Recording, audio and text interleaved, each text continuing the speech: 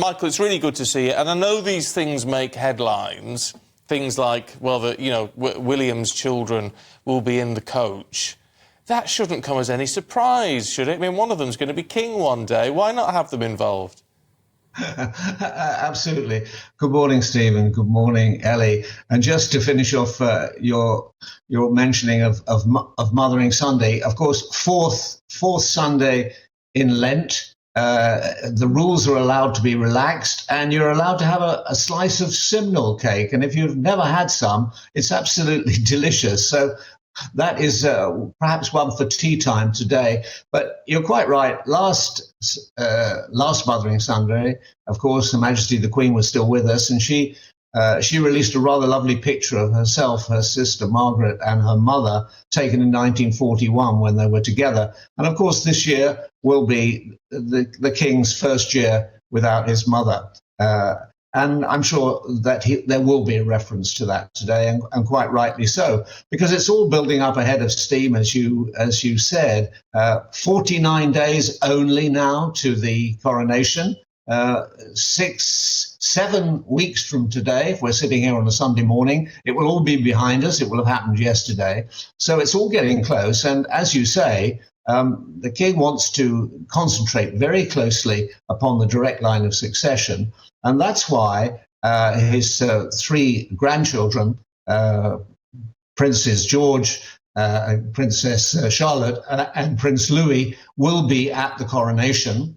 I imagine they will not to play a particularly active part, but they will be there, and I think they'll do what happened when Charles was 4 years old and he witnessed his mother being crowned from a balcony, which is just overlooking the central area of the Abbey, where the coronation chair will be and where the new monarch will be crowned and anointed. Now, I think the king has played it quite well throughout this whole thing, because normally at previous coronations, every royal prince there present has been required to kneel and swear an oath of loyalty and fealty to the new monarch.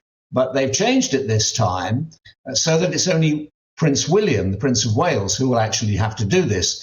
Now, that actually is quite clever, because that means that other royal princes, not just George and Louis, but Prince Harry, if he comes, and Prince Andrew will not have to swear this oath. And neither will, of course, Prince Archie of California, because it seems that the Duke and Duchess of Sussex's son and his sister, Princess Lilibet, have not been invited, although the Sussexes very much have.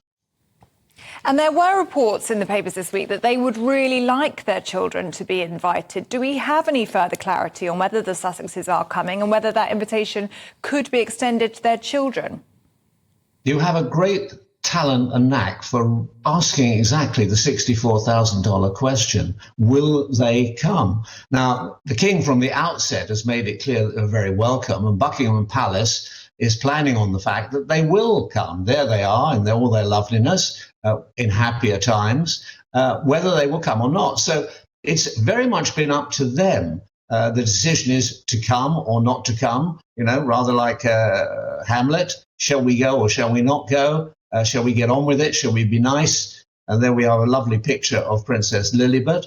There they are with two beautiful children, with all the money that you could possibly imagine, living in their hilltop fortress in Montecito. And they've got to make a decision, because if they decline to come, it will look rather petty and perhaps a little bit mean-spirited. But of course, if they do come, it does leave them open to the charge, reasonable charge of hypocrisy, because for the last couple of years, they've been knocking 7 bells out of members of the royal family and the very institution itself. So it's decision time to them to be or not to be. What might happen, and you haven't asked me to guess, but I'll give you a guess, it is actually Archie's birthday that day. He's going to be 4. So maybe it will be that Meghan will stay behind in California and Prince Harry will come. I would have thought it would have been very unusual if he didn't want to go to his father's coronation. We shall see.